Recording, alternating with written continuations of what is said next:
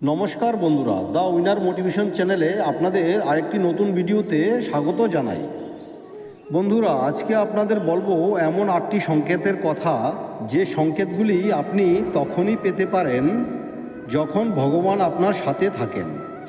সুখ আর দুঃখ তো জীবনের একটা অংশ মাত্র, কিন্তু আপনি জীবনে এরকম অনেক মানুষই পেয়ে যাবেন যারা জীবনে একদম হতাশ হয়ে পড়েছেন।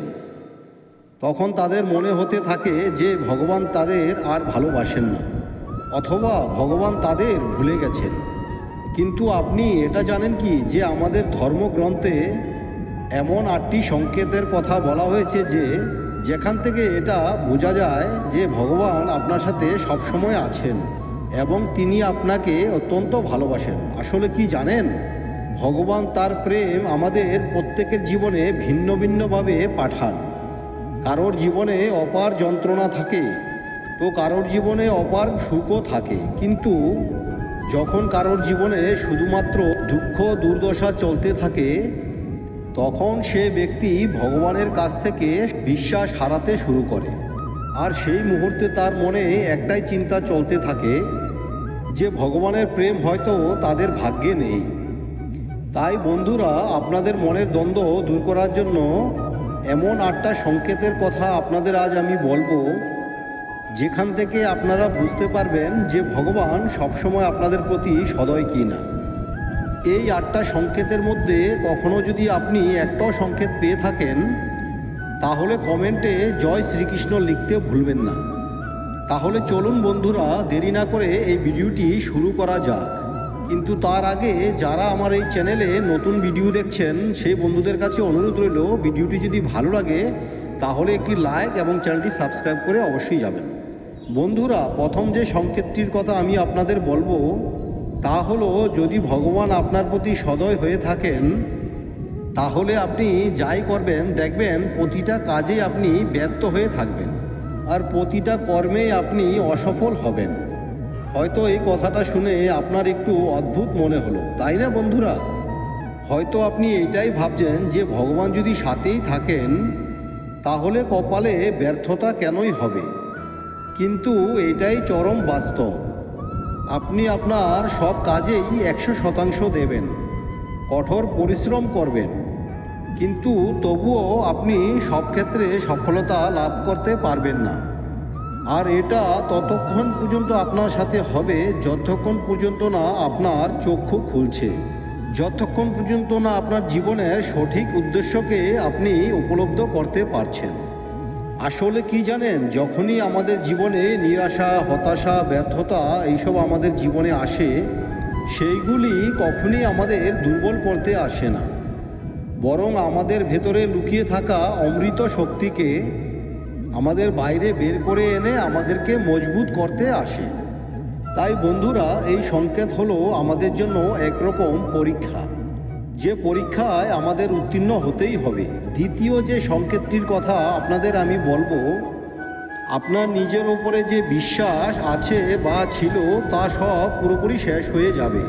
হ্যাঁ বন্ধুরা, এই কথা সত্য যে যখন আপনার সাথে ভগবান থাকে, তখন কোনো এক অজ্ঞাত কারণে নিজেকে সম্পূর্ণ একা বলে মনে হয়। এমন পরিস্থিতিতে আপনি এটা বুঝে উঠতে পারেন না যে আপনার কি করা উচিত, আর আপনি মানসিকভাবে এমন একটা স্থিতিতে নিজেকে মনে করেন যেখানে আপনার সাহায্য কেউ করতে পারে না। আর এমন একটা পরিস্থিতিতে আপনি শত চেষ্টা করেও আপনার মনের অবস্থা কাউকে বোঝাতে পারবেন না। আর যদি বোঝাতে সফল হয়েও যান, যাকে বলবেন সে হয়তো আপনার এই পরিস্থিতিকে অত্যন্ত নগণ্য হিসাবে দেখবে, সে আপনার কথা মন দিয়ে শুনবেও না। তৃতীয় যে সংকেতটি হয় তা হলো, আপনার মনে হবে যে আপনার জীবনের দুঃখ চরম সীমায় পৌঁছে গেছে। আপনার মনে হবে যে এর থেকে খারাপ আপনার জীবনে আর কিছু হতেই পারে না। আপনি তখন দুঃখে সর্বোচ্চ সীমাকে উপলব্ধি করার সক্ষম হবেন। উদাহরণ হিসাবে বলতে পারি, আপনি তো মহান সাধকদের কথা শুনেছেন। তাদের জীবনে বৈরাগ্য থাকলেও আমরা নিজেদের জীবনকে নিজেরাই বড় থেকে বড় দুঃখের কারাগারে আবদ্ধ করে রাখি।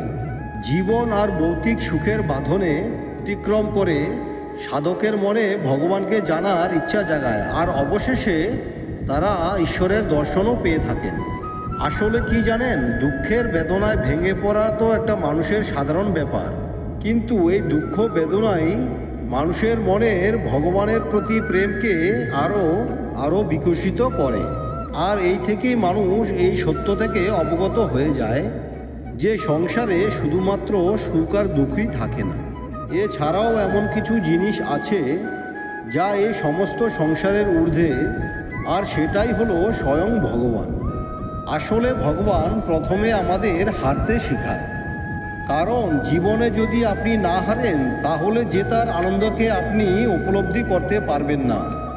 তাই বারবার যদি আপনি জীবনে হেরে যান তাহলে এটা একটা ভগবানের সংকেত যে ভগবান আপনাকে আগে আরও এগিয়ে নিয়ে যেতে চান। চতুর্থ সংকেতটি আপনি সেই সময়ে পাবেন যখন আপনার জীবন থেকে সকল রকম আশা প্রত্যাশা সব ভেঙে যাবে, কিন্তু তার সত্ত্বেও আপনার মধ্যে একটা নতুন সম্ভাবনার সৃষ্টি হবে যা আপনাকে সকল রকম বাধা অতিক্রম করতে মানসিকভাবে প্রস্তুত করবে, যা আপনার ভুলগুলিকে দূর করবে আর আপনার অভাবগুলোকে পূর্ণ করবে। আর তার ফলস্বরূপ আপনি আপনার জীবনের অসফলতার কারণগুলিকে খুঁজতে শুরু করবেন, নিজেকে প্রশ্ন করা শুরু করবেন। আর বন্ধুরা, এটাই হলো সেই সময় যখন আপনি আপনার অন্তর আত্মার সাথে যোগাযোগ সৃষ্টি করবেন, আর সেখান থেকে আপনার নিজের জীবনেও একটা পরিবর্তন আসবে। ভগবান যখন কারোর সঙ্গে থাকে তখন তার চরিত্রের মধ্যেও একটা পরিবর্তন লক্ষ্য করা যায়, আর সেটা অন্য সব কিছুর থেকেই আলাদা। যখন থেকে আপনি নিজেকে জানতে শুরু করেন তখন থেকেই শুরু হয় আপনার নিজেকে বদলানোর এবং তৈরি করার প্রক্রিয়া। লক্ষ্য করবেন আপনি আগের থেকে অনেক বেশি শান্ত এবং স্থির হয়ে যাবেন, যে কোনো বিষয়কে গভীরভাবে চিন্তা করতে এবং ভাবতে শুরু করবেন। যখন আমরা ভগবানকে খোঁজার যাত্রায় বেরিয়ে পড়ি তখন সর্বপ্রথম তিনি আমাদের মধ্যে পরিবর্তন আনতে শুরু করে দেন, যাতে আমরা তার ভাষাকে বুঝতে পারি। যতক্ষণ না পর্যন্ত আমরা পরমাত্মার এই সংকেতগুলিকে উপার্জন করতে না পারব ততক্ষণ আমরা আমাদের প্রতি তার প্রেমকেও উপলব্ধি করতে পারবো না।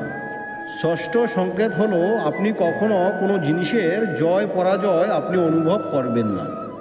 এটা সেই সময় যখন আপনার মধ্যে পরিবর্তন আসা শুরু করে দেয়, আপনি পরিবর্তন হতে শুরু করেন, আপনার জীবনকে দেখার দৃষ্টিকেও পরিবর্তন আসতে শুরু করে, যার ফলে বাইরের জীবনে ঘটে যাওয়ার প্রভাব আপনার মধ্যে পড়ে না।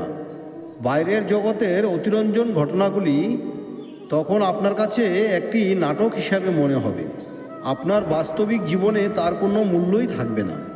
তখন আপনি শুধু নিজেকে উন্নতি করার চিন্তায় লেগে থাকবেন। মনের এই অবস্থাটাকে ভগবদ্গীতায় ভগবান শ্রীকৃষ্ণ স্থিতপ্রজ্ঞ অবস্থা হিসাবে বর্ণনা করেছিলেন। অর্থাৎ এটা মনের সেই অবস্থা যখন মনের ওপর সুখ দুঃখ জয় পরাজয় এইসব কিছু অনুভব করতে পারে না। সপ্তম সংকেতটি খুব কম সংখ্যক মানুষই অনুভব করতে পারেন। আপনার কি কখনো মনে হয়েছে যে খুব কম সময়ে আপনি ভগবানের নিকটে পৌঁছে গেছেন, বা অদৃষ্ট থেকে আপনার উপরে সবসময় লক্ষ্য রাখছে, বা আপনি মনের অজান্তে ভগবানের সাথে কথা বলছেন? এই অনুভূতিগুলি শুধুমাত্র তাদের জীবনে ঘটে থাকে যারা হয়তো অত্যন্ত ভাগ্যশালী অথবা ইতিমধ্যেই ভগবানের কৃপাদৃষ্টি তারা লাভ করে ফেলেছেন। এই সংকেত যদি আপনি পান তাহলে জানবেন এটি ভগবানের সবচেয়ে কঠিন পরীক্ষা, যেখানে আপনার বিশ্বাস এবং বুদ্ধির পরীক্ষা নেওয়া হবে। যা কিছু আপনি জীবনে শিখেছেন সেই সব কিছুরই পরীক্ষা আপনার জীবনে দিতে হবে। বন্ধুরা, অষ্টম যে সংকেতটির কথা আমি আপনাদেরকে বলবো তা অতি বিচিত্র এবং অদ্ভুত। মনে করা হয় যখন ভবিষ্যতের ঘটনাগুলি আগে থেকে কেউ স্বপ্নে দেখতে পান তার অর্থ হলো ঈশ্বর সংশ্লিষ্ট ব্যক্তিকে সংকেত দিচ্ছেন যে আগামী দিনে তার জীবনে ভালো কিছু ঘটতে চলেছে। এছাড়াও আরও অনেক সংকেত আছে যাতে বোঝা যায় যে সংশ্লিষ্ট ব্যক্তির খারাপ জীবন কেটে গিয়ে ভালো সময় আসতে চলেছে। যেমন ধরুন, কোনো ব্যক্তি ধন সম্পদ নিয়ে সমস্যায় ভুগছেন। তিনি বুঝে উঠতে পারছেন না যে কিভাবে এই সমস্যার সমাপ্তি ঘটবে। যদি সকাল সকাল সংশ্লিষ্ট ব্যক্তির বাড়িতে এসে কোনো ব্যক্তি বা আত্মীয়স্বজন এসে পয়সা দিয়ে যান বা পাওনা মিটিয়ে দিয়ে যান, তাহলে ধরে নিতে হবে যে সেই ব্যক্তির গৃহে মা লক্ষ্মীর আগমন হতে চলেছে। বন্ধুরা, সব কিছুর শেষে যেটা বলা যায়, পশু পাখিদের ইঙ্গিত থেকেও অনেক সময় ভালো সংকেত পাওয়া যায়। যেমন কোনো বাদর যদি আপনার বাড়ির ছাদে আমের বীজ ফেলে যায়, বা আপনার বাড়ির আনাচে কানাচে পায়রা বাসা করে, বা ধরুন আপনার বাড়িতে যদি কোনো বিড়াল সন্তান জন্ম দেয়, তাহলে ধরে নিতে হয় এগুলি আপনার এবং আপনার পরিবারের পক্ষে খুব ভালো সংকেত। তাহলে আপনি ধরে নিতে পারেন আপনার আগামী দিন খুবই উজ্জ্বল এবং ভালো হতে চলেছে।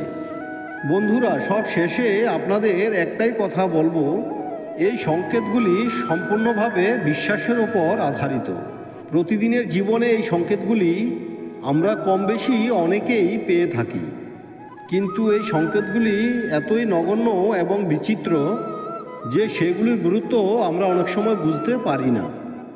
যদি আপনিও কখনো এই সংকেতগুলির মধ্যে একটিও পেয়ে থাকেন, তাহলে আমাকে জানাতে ভুলবেন না। আশা করি এই ভিডিওটি আপনাকে অনেক সমৃদ্ধ করতে পেরেছে। যদি ভিডিওটি আপনাদের ভালো লাগে তাহলে একটি লাইক করতে ভুলবেন না। তো বন্ধুরা, দেখা হচ্ছে আবার আগামী ভিডিওতে। ততক্ষণ পর্যন্ত ভালো থাকবেন, সুস্থ থাকবেন। ধন্যবাদ।